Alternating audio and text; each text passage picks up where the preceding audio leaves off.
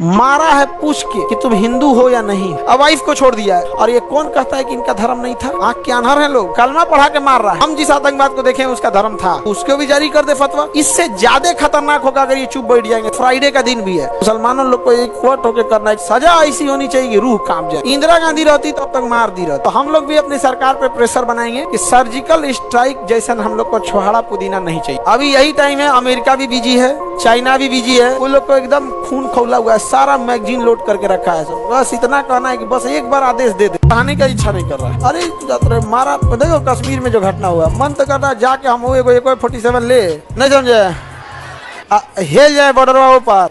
ऐसे लेके स्टार्ट करके मैं निकला गड्डी लेके ले ले ले ले ले नहीं मार, कोई निशाना उधर जिसको लगे जाओ। यहाँ पे बहुत गलत तरीका है। और आप लोग एक चीज को समझो, अगर आप नहीं समझ सकते हो तो याद रखना हम लोग ट्रैप में फंस जाएंगे। पाकिस्तान हम लोगों से कभी भी डायरेक्ट फाइट में नहीं जीत सकता है। वो लड़ के देख चुका है कि उसका बाप अभी भी ताकतवर है। समझ में? दो चीज समाज में, समाज के दोनों लोगों से हम एक बात कहना चाहते हैं। वो चाहता है कि वो हमारे साथ जमीन की लड़ाई में नहीं जीत सकता है, इसीलिए वो हमारी धार्मिक लड़ाई बनाना चाहता है। क्या बनाना चाहता है? धार्मिक लड़ाई बनाना चाहता है। यही कारण है कि आप देखिएगा वो ऐसा ऐसा कांड करेगा जिससे क्या हो, धार्मिक उन्माद फैला हो। इसी हमला में देखो वो पूछा है, ध्यान से देखना, तुम समझो, उसको मारने से ज्यादा उसका मकसद था ये संदेश पहुंचाना। मारा है पूछ के कि तुम हिंदू हो या नहीं हो। जब वो कंफर्म हो गया ये हिंदू है तो मार दिया है। अब वाइफ को छोड़ दिया है ताकि ये बता सके, यहाँ पर बता सके, क्योंकि पाकिस्तान एक ही चीज चाहता है कि धार्मिक लड़ाई हो। दूसरा, मुसलमान समाज के लिए कहता है, जो मुस्लिम लोग हैं, ये कलंक और कालिक आपके चेहरे पे पोतने की कोशिश है। इसको धोना आप ही को पड़ेगा, नहीं तो ये पोत के चल जाएगा। आवाज उठाइए आप लोग की कि हम ऐसे कुत्ते कमीनों के साथ नहीं हैं। और ये कौन कहता है कि इनका धर्म नहीं था? आंख के अनहर है लोग। कलमा पढ़ा के मार रहा है और लोग कह रहे हैं कि आतंकवाद का धर्म नहीं होता। हम जिस आतंकवाद को देखें उसका धर्म था। समझ आ गया कि नहीं आ गया? और हम कोई सब में नहीं, हम बीच वाला बात नहीं, हम देखें उसका धर्म था, वो कलमा पढ़ रहा था। समझ आ गया कि नहीं आ गया? ये बहुत गलत चीज है। उस कलमा पढ़ के कोई मस्जिद में जाता है, उसी कलमा पढ़ के तुम किसी को गोली मारोगे। आतंकवादियों को, हर मुसलमान को कहना है तुमको करना है तो तुम सीधे लड़। समझ आ गया कि नहीं? अल्लाह अकबर करके अच्छा काम कर। किसी को दान देना है, कोई हॉस्पिटल खोलना है तो गोली मारेगा चट्टा कहीं का, उसको सारे एकवट होकर उसको बाहर निकाल दे। जिस तरह से फतवा जारी होता है किसी यूसुफ को, उसको भी जारी कर दे फतवा।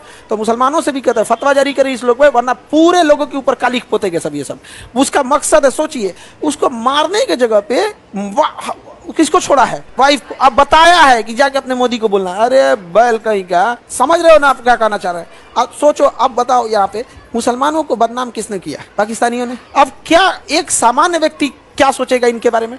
अच्छा, इससे ज्यादा खतरनाक होगा अगर ये चुप बैठ जाएंगे। तब जीवन में किसी चीज का विरोध किए ना, इसका लेके निकलेंगे यहाँ पर। समझ में आ गया कि नहीं आ गया? फ्राइडे का दिन भी है, मुसलमानों लोग को एक वोट होकर करना है कि इन चोट्टों का साथ हम लोग नहीं देते। और पहले तो इसको बाहर करो, फतवा जारी करो, ये हमारे मुसलमान का नहीं है। यार ये क्या तरीका है? किसी का धर्म देख के मारता है यार, कितना नीचताई है वाली करना। सोचो, जहां से वो आए हैं, हम ये देखते हैं कि जब वो भारत में घुस के और यहाँ पर जब वो हिंदू पे इस तरह से अत्याचार कर सकते हैं, माइनॉरिटी पे इस तरह से, तो क्या हाल बना के रखे होंगे वो पाकिस्तान के अंदर। आप कल्पना बस करो कि जब हमारे यहाँ घुस कर मिलिट्री के सामने पाकिस्तान में क्या हाल बना के रखा होगा सर।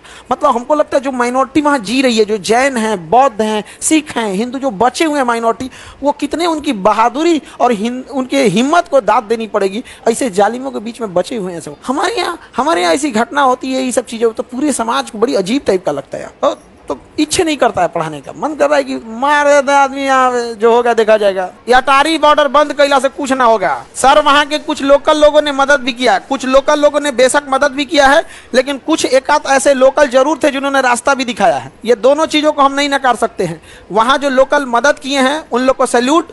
जो लोग कई घायलों को कंधा पे लेके भागे, क्योंकि पहाड़ पे भागना मुश्किल हो जाता है, तो कुछ वहाँ के लोकल लोग पहाड़ कंधा पे लेके भागे हैं, वो लोग बहुत सराहनीय काम किए हैं। उससे सरकार को भी ऐसे उन लोगों को चिन्हित करके पुरस्कृत करना चाहिए। और जो लोग आतंकवादियों की मदद किए हैं उन्हें भी चौराहे पे ही सजा मिलना चाहिए। दोनों को एक साथ, या पीठ पीछे नहीं, अपराध सामने किए हो, सजा भी सामने मिलना चाहिए। यहाँ पर ये नहीं कि जेल में बंद करके कुछ कर रहा है, ऐसा ऐसा कुछ नहीं। यहाँ पे एकदम चौराहे पे एक बेचारा घोड़ा चलाने वाला था, सैयद आबिद, उसकी बहन इतना रो रही थी कि उसकी बहन मना कर रही थी कि आज मत जाओ यहाँ पे। आज उसको कोई अमूमन क्या होता है ना, इंसान का एक सिक्स सेंस होता है, कई बार क्या होता है ना ऐसा लग जाता है।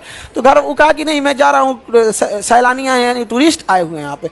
तो घोड़ा से जा रहा था, घोड़ा चलाता था। तो किसी से ही कोई जहाँ पर्यटक रहते हैं एक आदमी घोड़ा लेके खड़ा होता है, फोटो खिंचाना है इस पे, ये कितना ही कमा लेते होंगे लोग यहाँ पे। तो बेचारा घोड़ा लेके खड़ा था कि इस पे किसी को फोटो खिंचाना है यहाँ पे। तब तक गोली चलने लगा।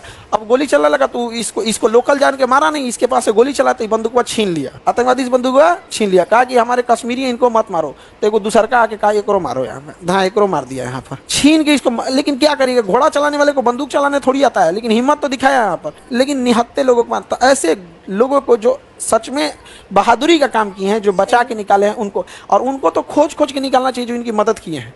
और सजा ऐसा देना, पैदल ले जाए कश्मीर से कन्याकुमारी, और रास्ता में आदमी जो रहेगा ना यहाँ पे थूक के गोर कर देगा उसको, ऐसे लगेगा संगमरमर जा रहा है, थूक के।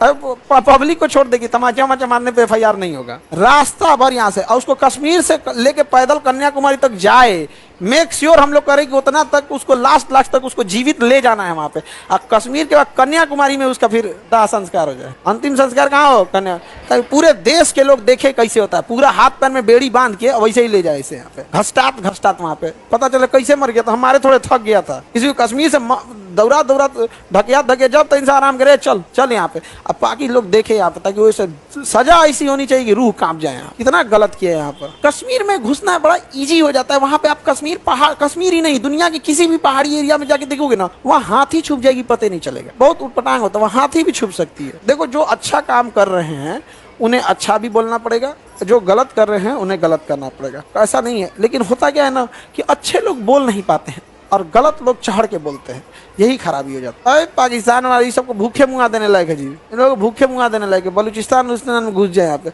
इंदिरा गांधी रहती तब तक मार दी रहती, इंदिरा गांधी रहती ना अब तक मार दी रहती यहाँ पे। अब इतना केवल मारी नहीं रहती, जो आतंकवादी है ना उसके फैमिली वाले को टांग के ले आई रहती। बहुत ढीठ थी इंदिरा गांधी, बाप रे बाप। अब तक तो हम लाहौर और कौन सी, हम लोग न्यूज में सुन रहे होते, रात 2 बजे भारतीय सेना ने आक्रमण किया, लाहौर में भारतीय सेना आराम कर रही। आपको यकीन नहीं होगा, भारतीय सेना लाहौर में चली गई थी। यहाँ पे सुबह उठे सब ना, तो ये सब देखे सके सरकारी स्कूल उर्दू लिखल है पे, तो पता चला कि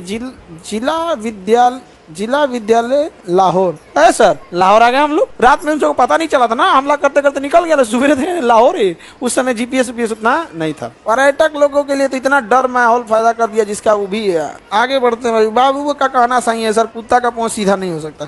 हमसे कई आदमी कहते हैं कि पाकिस्तान को आप क्यों बोलते हैं, हम कहें वहाँ 24 करोड़ आतंकवादी रहते हैं सर, वहाँ कोई नॉर्मल आदमी नहीं। 24 करोड़ आतंकवादी है सर। उस पर परमाणु बम मार दीजिएगा ना, ऊपर वाला खुश होगा कि मेरा आधा काम कर दिया तुम्हें पार्टी देगा यमराज अलग से। हाँ बहुत मेहनत लगता है 24 करोड़ को लेके आने में, मार दिया तुम एक के बार में, होलसेल में लेके चले आए। अच्छा हम लोग को क्या लगता है कि हम लोग 4 को आतंकवादी घुस के मार देंगे, सर्जिकल स्ट्राइक कर देंगे, 50 को मार देंगे, 100 को मार देंगे, तो पाकिस्तान सुधर जाएगा? अरे उसको 50 को आतंकवादी पैदा करने में 1 आदमी 50 को पैदा कर देगा। वहाँ 1 आदमी 4 को बिया करता है पाकिस्तान में, 1 से 10 को जन्माएगा तो 1 2 3 40 हो गए यहाँ पे।